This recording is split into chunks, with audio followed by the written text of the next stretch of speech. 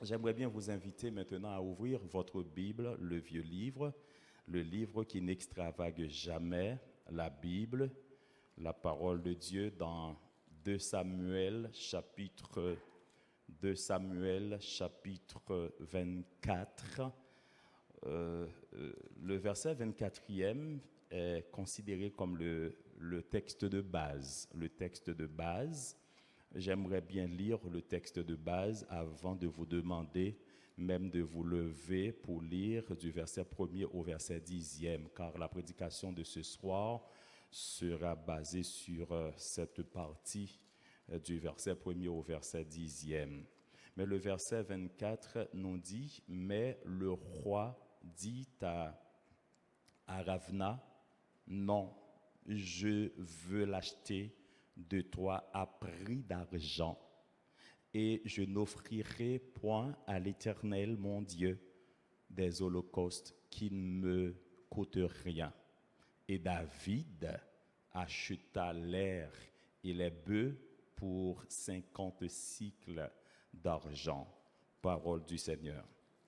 Voulez-vous vous lever pour lire avec moi à partir du verset 1er jusqu'au verset 10e.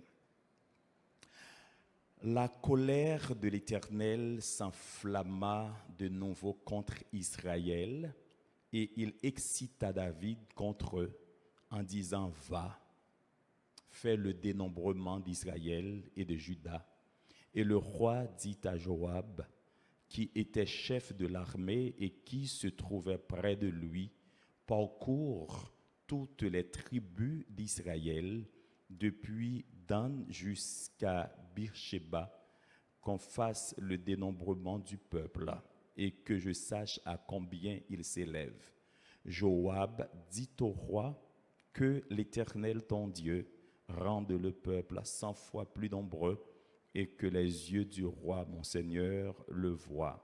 Mais pourquoi le roi mon Seigneur veut-il faire cela? » Le roi persista dans l'ordre qu'il donnait à Joab et aux chefs de l'armée.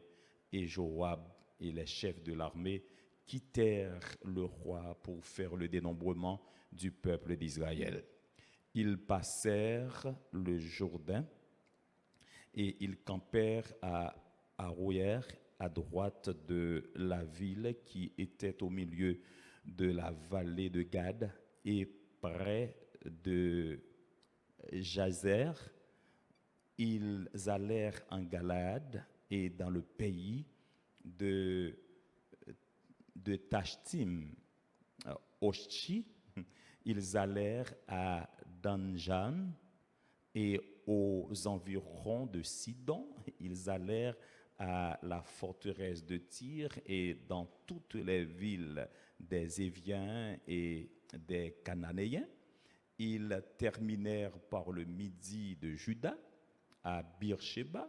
Ils parcoururent ainsi tout le pays et ils arrivèrent à Jérusalem au bout de 9 mois et 20 jours. Joab remit au roi le rôle du dénombrement du peuple, et il y avait en Israël 800 000 hommes de guerre tirant l'épée, et en Juda 500 000 hommes. Verset 10. David sentit battre son cœur après qu'il eut ainsi fait les dénombrements du peuple, et il dit à l'Éternel, « J'ai commis un grand péché en faisant cela. Maintenant, ô Éternel, daigne pardonner l'iniquité de ton serviteur, car j'ai complètement agi en insensé. » Que le Seigneur bénisse cette portion des Saintes Écritures pour l'édification commune de nos âmes. Merci, vous pouvez vous rasseoir. Comme vous pouviez le constater, il y a des noms de pays assez difficiles à prononcer. Hein. Dans ce texte, c'était pour moi un grand défi. Hein. Un grand défi. Ce soir, chers amis, nous allons demander à Dieu une grâce spéciale pour bien démarrer la fin de semaine, hein, pour démarrer la fin de semaine en beauté spirituelle. Dieu nous appelle à être témoins de ces manifestations, mais il nous appelle aussi à avoir une attitude de vrais adorateurs, une attitude à l'instar de Marie pour aussi apprendre sa parole, écouter sa voix, afin que nous puissions faire aussi bon dépôt de sa parole, car nous en aurons grandement besoin dans les jours à venir, n'est-ce pas vrai? Dans les jours à venir. Le thème qui m'a été communiqué par l'ange de l'Église, pasteur Sergo Auguste, est tiré du verset 24. « Je ne donnerai rien à l'Éternel qui ne me coûte rien. » Amen. Mais avant d'arriver au dernier verset, soit le verset 24, le texte de base, le Seigneur a mis dans mon cœur de voir avec vous pendant les 2 premières soirées, je dirais presque tout le chapitre. Ce soir, nous allons essayer de mettre l'accent sur la première partie du verset 1er au verset 10e et de cette thématique ou de ce thème, de cette grande, je dirais, déclaration que David a faite, reprise par l'Église, par l'oratoire. J'aimerais bien considérer avec vous aussi quelques éléments importants. Ce soir, nous allons mettre l'accent sur le dénombrement. Et en considérant le dénombrement, il y a une question que nous devons nous poser. Quelle a été l'importance de ce dénombrement? David en avait-il vraiment besoin? Et avant de répondre à cette question, j'aimerais bien vous demander à partir de ce soir de cesser de compter les hommes, mais compter surtout les bienfaits de Dieu. Parce que souvent nous avons l'heureuse tendance, je dis bien l'heureuse tendance à nous appuyer sur les épaules des autres, à compter sur les autres, à savoir combien de personnes qui sont avec nous, combien de personnes qui marchent avec nous dans le ministère, dans la famille, dans notre travail, dans notre entourage, combien d'amis avons-nous pour avancer? Sommes-nous assez nombreux pour affronter cette situation? Mais le Seigneur veut vous communiquer ce soir un message spécial. Cessez de compter sur les hommes, cessez de compter le nombre des gens qui sont avec vous, mais apprenez à partir de ce soir à compter les bienfaits de Dieu. Amen. Mes très chers amis, le second livre de Samuel se termine par la merveilleuse révélation de l'œuvre rédemptrice qui a été donnée sous l'économie de la loi. Et beaucoup de commentaires en parlent avec une dextérité toute particulière. La parole nous dit que la colère de l'Éternel s'embrasa de nouveau contre Israël, au verset 1er du texte qui vient d'être lu. Elle ne nous révèle pas à quelle occasion, mais au chapitre 21, si vous aurez un peu de temps pour le lire, des faits passés depuis longtemps restait présent devant Dieu. Et quand il s'agissait du châtiment, de la discipline de son peuple, David fut l'instrument de ce châtiment. Dans ce texte, Dieu incita David contre Israël, disant « Va, dénombre Israël et Juda ». Nous trouvons en 1 Chronique, chapitre 21, verset 1er, que comme dans le cas de Job, Satan fut l'agent employé contre le peuple et pour séduire David, l'accusateur des frères aurait voulu que Dieu maudit le peuple et son prince. Il ne pouvait savoir, chers amis, que Dieu l'emploierait comme serviteur involontaire de ses desseins pour la bénédiction finale et le triomphe de ses élus. Et on pourrait se demander en quoi, comme je venais tout juste de le dire, le dénombrement du peuple était si contraire aussi aux pensées de l'Éternel, car dès la sortie d'Égypte, plusieurs dénombrements des hommes valides d'Israël avaient été ordonnés et approuvés par Dieu. Avant d'aller plus loin, passons en revue ces dénombrements qui sont au nombre au moins de 4. Le premier dénombrement qui soit mentionné avait pour but de recueillir l'argent destiné à former, chers amis, les bases des colonnes du tabernacle. Il avait donc lieu pour l'Éternel et en vue de son culte. Vous pouvez lire dans Exode chapitre 38, verset 25 au verset 27e.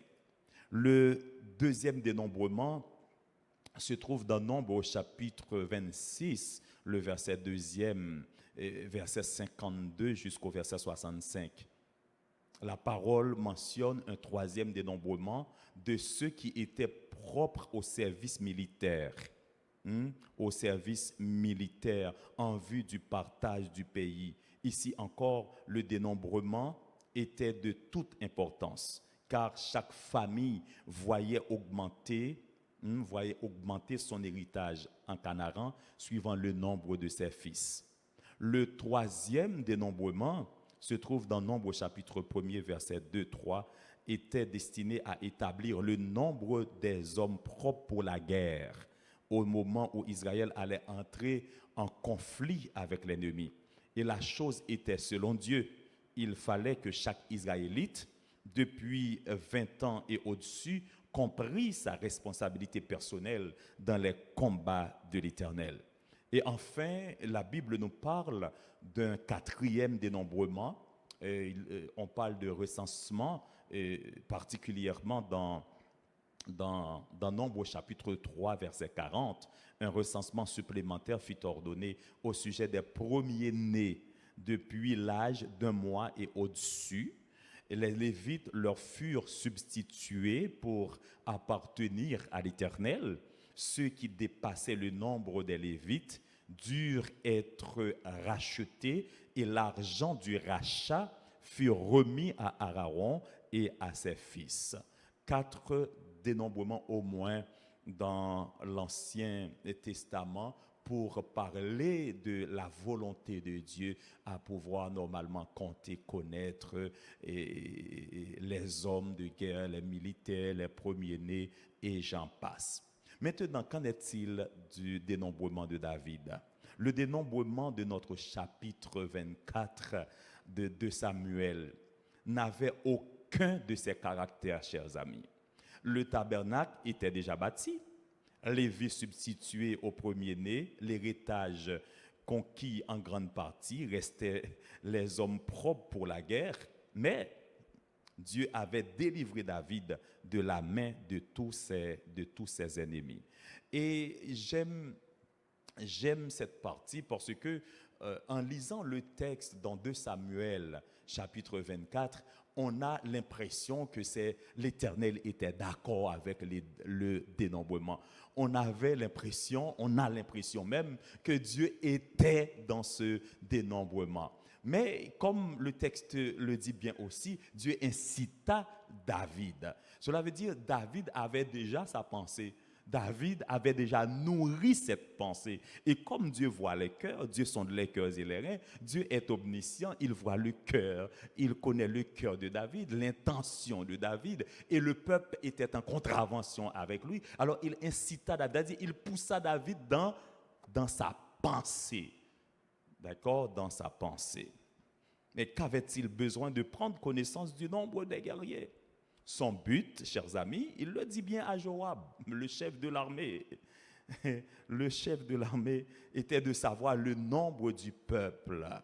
À l'instigation de Satan, le cœur de ce roi pieux subsistait sur la fin de sa vie. David, comme tout homme, quand je dis comme tout homme, si on prend même l'exemple du premier homme Adam, normalement, qui a connu la convoitise des yeux, qui a connu la convoitise de la chair et l'orgueil de la vie, eh bien David, le roi David, le grand roi David, l'une des figures emblématiques de l'Ancien Testament, a connu aussi. Il a connu la convoitise de la chair et des yeux. il a péché avec Bathsheba. C'était la convoitise des yeux et de la chair. Et maintenant, il se trouve devant l'orgueil de la vie et il ne pouvait pas résister à cette tentation. Il a continué sa course. Il a ordonné à Joab de faire le dénombrement, chers amis. Joab blâmait David. Joab blâmait son maître, son roi. Cet homme qui ne s'était jamais jugé condamne l'homme de Dieu. La parole du roi lui était une abomination. Si vous lisez dans 1 Chronique, chapitre 21, verset 6e. Quelle honte, chers amis, pour ce grand roi, ce grand David, l'homme de Dieu, l'homme selon le cœur de Dieu, l'homme que Dieu aimait beaucoup, l'homme que Dieu a pardonné, l'homme que Dieu a fait grâce. Maintenant se trouve dans une situation difficile, ne pouvait pas résister à cette tentation. Il voulait à tout prix faire le dénombrement pour savoir combien d'hommes, combien de militaires il avait dans ce pays pour continuer à combattre. David avait dans ce cas peut-être une mémoire très courte comme vous et moi dans plusieurs occasions, ou bien dans plusieurs situations, à plusieurs occasions. Nous oublions vite que Dieu a déjà opéré de grandes choses dans notre vie. Hier, il a opéré un miracle. Hier, c'est lui qui nous a donné la victoire. Nous étions très faibles, nous n'avions personne qui nous entourait, qui nous aidait, mais Dieu était là avec nous. Nous ne voyons personne, mais Dieu était à nos côtés. C'est lui qui nous a donné la victoire. Mais aujourd'hui, devant une situation, nous oublions rapidement, très vite, que Dieu est le même hier, aujourd'hui et éternellement. Il ne change pas. Il ne change pas ni pour le meilleur ni pour le pire, car il ne peut pas être ni moins saint ni plus saint. Saint, saint, saint est l'Éternel des armées. En lui, il n'y a pas d'ombre de variation. Dieu qui était là hier, il est le même aujourd'hui. Il sera le même demain. Il ne changera pas. Et c'est pourquoi on parle de l'immuabilité de Dieu. Il est le Dieu immuable. Il ne change pas. C'est moi-même avant qui changeais, mais bon Dieu pas changer. Amen.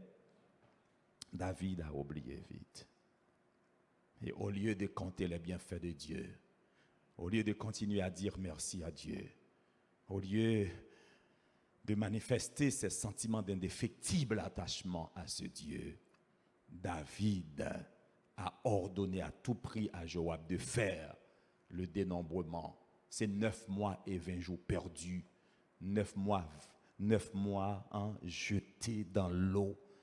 Temps perdu parce que la Bible nous dit l'Éternel s'enflamma contre David. Contre David. David avait cette mémoire courte et il allait payer sa chair, chers amis. Je ne sais pas, est-ce que vous vous rappelez de cette histoire vraie? Moi, je considère toutes ces histoires comme vraies. J'ai un petit côté dans ma formation théologique qui est très fondamentaliste. Cela veut dire que je suis dans beaucoup de situations, dans beaucoup de cas très fondamentalistes. Je prends la parole de Dieu dans la Bible, la parole telle qu'elle est dans plusieurs situations, dans la majorité, je dirais, des situations dans la Bible. Je considère les histoires comme vraies et je les prends telles qu'elles sont dans la parole de Dieu. Et quand je considère l'exemple ou bien l'histoire de Gédéon face aux Madianites, Gédéon qui devait combattre 135 000 Madianites. Son armée était au nombre de 32 000. L'Éternel Dieu, l'Éternel des armées, lui qui a dit, c'est moi qui a dit, aux chars de guerre, c'est moi qui a dit aux armées de toutes les nations, fermez vos bouches, parce que je suis l'Éternel des armées, dans le psaume 46, et l'Éternel a ordonné à Gédéon, normalement, de passer cet ultimatum aux soldats de son armée qui ne pouvaient pas, ou du moins qui ne se sentaient pas, je dirais, confortables avec cette guerre. Et l'ultimatum a été donné Et la Bible nous dit il y avait de ces 32 000, environ 22 000 soldats qui ont pris la fuite, qui avaient laissé normalement le terrain. Et 10 000, c'était encore trop. L'Éternel a dit à Gédéon, vous avez encore trop de soldats. Je vais réduire le nombre à 300. Et l'Éternel a dit à Gédéon, c'est avec ces 300 hommes que tu vas combattre les Madianites. Un nombre pour beaucoup insignifiant, 300 devant 135 000, ça n'a pas de sens. Ça n'a pas de sens. Et vous savez quoi? C'est que dans cette situation, le Seigneur voulait apprendre à Gédéon une leçon. Pas une leçon de calcul, pas une leçon de mathématiques, parce qu'il n'y a pas de logique mathématique dans ça. 300 contre 135 000, il n'y a pas de logique mathématique là-dedans. Mais une leçon de la théologie de la présence de Dieu. J'aimerais bien que vous compreniez ça. Le nombre 3, le chiffre 3, c'est le chiffre de l'intensité. Le nombre 100, c'est le nombre de la plénitude. Êtes-vous là avec moi? Le nombre 100, c'est le nombre de la plénitude. Quand vous dites quelque chose est à 100%, cela veut dire c'est rempli, il n'y a pas de vide. D'accord? Vous n'avez besoin de rien d'autre. C'est à 100%. Nous sommes complets, c'est complet. Et quand vous avez le chiffre 3, le chiffre de l'intensité, d'autres diront c'est le chiffre de la Trinité. Et c'est vrai. Et si vous avez le chiffre de l'intensité, la toute-puissance de Dieu, le chiffre de la Trinité, cela veut dire vous avez la plénitude de la présence du Père, la plénitude de la présence du Fils, la plénitude de la présence du Saint-Esprit. Si vous avez la présence de Dieu, de la Trinité dans votre vie, vous n'avez pas besoin de compter sur quelqu'un d'autre. Vous n'avez pas besoin de compter sur un mari, sur une femme, parce que toutes ces personnes peuvent faire défaut dans des situations difficiles. Parfois, vous souffrez, votre femme, d'accord, est à côté de vous, vous êtes sur le même lit, mais elle ne comprend même pas qu'est-ce que vous souffrez, de quoi est-ce que vous souffrez. Votre mari ne vous comprend même pas, ne peut pas identifier, mais Dieu, lui, il sait. Et dans cette lutte dans laquelle vous vous trouvez, l'Éternel est là. Il vous soutient, n'est-ce pas vrai? Et puis c'est lui qui vous donne la victoire. Au lieu de compter les hommes, au lieu de compter le nombre de personnes qui sont dans votre famille, dans votre église, dans votre comité, dans votre groupe, au lieu de compter sur ces personnes qui pourront vous dire, ou bien qui avaient même déjà l'habitude de vous dire, désolé, je ne peux pas être là, je ne peux pas venir, j'ai certaines difficultés, j'ai des convenances sociales, mais le Seigneur, lui, il est toujours là. Et il veut vous dire ce soir que vous devez compter sur lui seul. Chaque jour, nous faisons aussi des dénombrements dans notre vie. Nous faisons un recensement. Chaque année, peut-être à l'église, on essaye de voir combien qui ont commencé avec nous. Mais aujourd'hui, nous sommes en 2003. Est-ce que l'effectif de l'église, est-ce que ça baisse? Est-ce qu'il y a des personnes qui ont chuté et qui chutent encore, qui chuteront?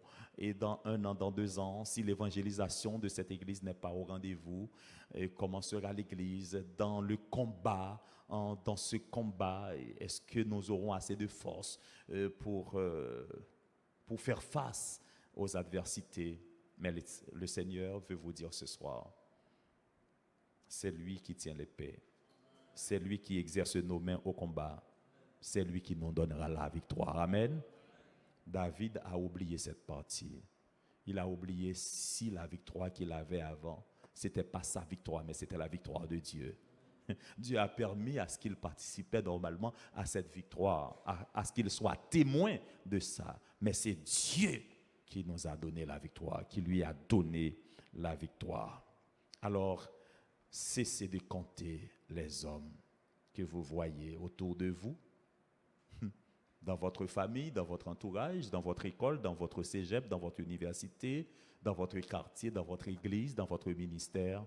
Mais à partir de ce soir, comptez les bienfaits de Dieu en lui donnant une offrande qui sera à la dimension de son être. Une offrande qui coûte cher. Manifestez vos sentiments de reconnaissance à ce Dieu pour éviter cette deuxième partie que nous verrons demain. Car s'ils vont continuer dans cette voie, il y aura une punition et nous verrons ça demain. Pour éviter ça, commencez à compter les bienfaits de Dieu. À partir de ce soir, que le Seigneur vous bénisse. Amen.